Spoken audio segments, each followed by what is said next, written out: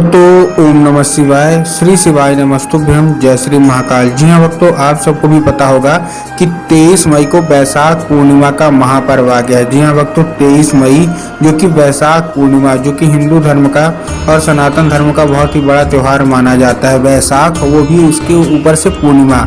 देखिए, जब पूर्णिमा आती है तो अगला महीना स्टार्ट हो जाएगा। इसके बाद जेठ का महीना स्टार्ट होगा, जो गर्मी का जो मतलब गर्मी की ऋतु का सबसे बड़ा महीना माना जाता है। और उसके बाद आषाढ़ आएगा, उसके बाद सावन, जो कि महादेव का भी मतलब एक महीना आएगा।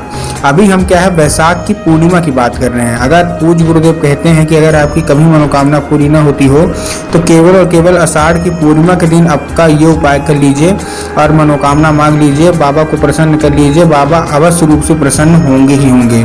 तो क्या करना है, कैसे करना है, पूरा आपको समझाने वाला हूँ। तो बस उपाय पूरा ध्यान से सुनिएगा, अच्छे से उपाय करिएगा।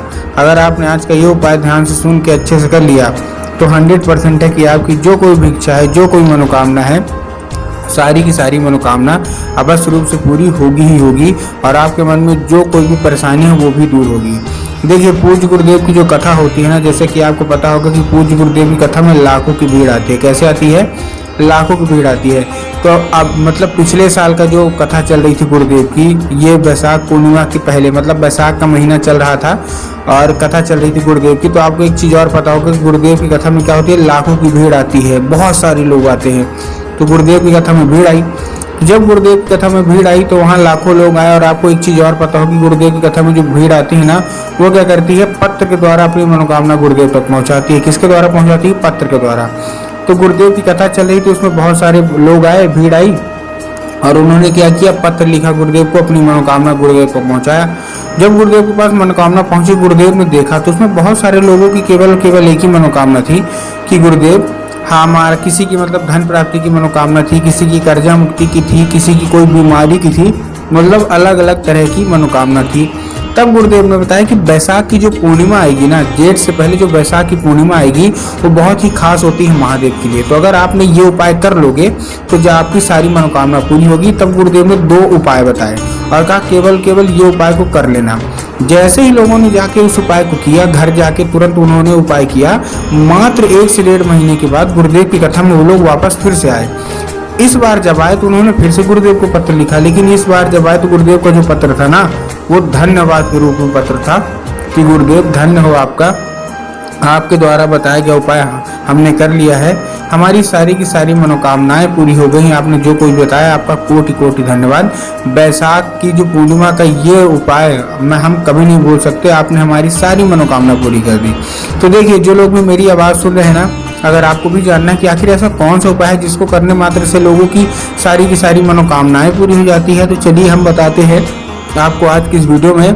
लेकिन उससे पहले चैनल पर अगर पहली बार आए हैं और आवाज़ मेरी पहली बार सुन रहे हैं तो वीडियो कर दें लाइक और चैनल को भी कर लें सब्सक्राइब, ताकि पूजनीय पंडित प्रदीप जी मिश्रा के रोज नए नए उपाय, जो कि मैं उनकी कथा से सुनता हूँ और श्रवण करता हूँ, सबसे पहले मैं आपको प्राप्त करा सकूँ। ठीक, तो देखिए, जो हमारा पहला उपाय है वो 7 बेल पत्र का उपाय है। ठीक, अब 7 बेल पत्र आपको लेना कैसे? देखिए, इस उपाय में केवल और केवल आपको 7 बेल पत्र बस नहीं लेना, और भी सामान लेना है। क्या क्या लेना है बता रहा हूँ, देखिए ध्यान से सुनिएगा।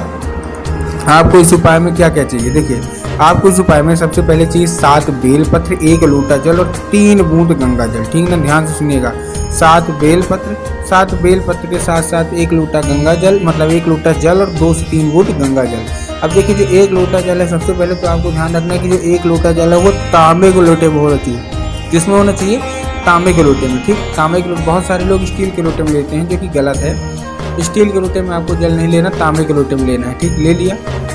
लेने के बाद आपको करना क्या है, जैसे आपने ले लिया, उसमें जो बेल पत्र है वो बेल पत्र 7 लेना है और अच्छा बेल पत्र लेना है। मतलब कहीं से भी कटा फटा नहीं होना चाहिए, कहीं से खंडित नहीं होना चाहिए, कहीं से मुरझाया हुआ नहीं होना चाहिए। बहुत सारे लोग तो गलती क्या करते हैं कि वो एक पत्ती को ही बेल पत्र मानते हैं, जो कि पूर्णतः गलत है। एक पत्ती का तो कोई बेल पत्र होता ही नहीं है, 3 पत्ती मिलके जो बेल पत्र बनती है ना, वही बेल पत्र आपको लेना है। ठीक, ले लिया बेल पत्र। अब जैसे ही बेल पत्र आपने ले लिया, बेल पत्र लेने के बाद आपको देखिए करना क्या है। जैसे आपने बेल पत्र ले लिया, बेल पत्र लेने के बाद 2 से 3 बूंद गंगा जल डाल दीजिए।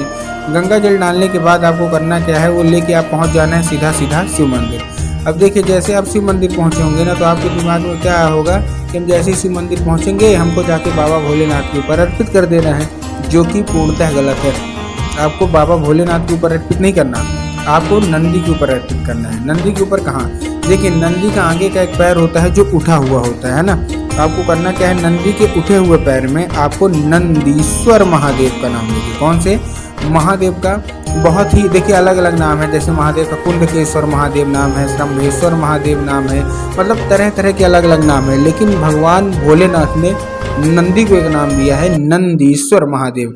और पूज्य गुरुदेव कहते हैं कि जो कोई भी नंदीश्वर महादेव का नाम लेके अपनी मनोकामना मांग लेता है, जैसे आप आगे पहले बस ये चीज़ ध्यान रखिएगा कि नंदी के और कहीं आपको नहीं अर्पित करना है, नंदी के आगे वाले पैर पे जो उठा हुआ पैर होगा ना, आपको वहीं अर्पित करना है। बस आप करके अपनी मनोकामना मांग के घर आ जाइए।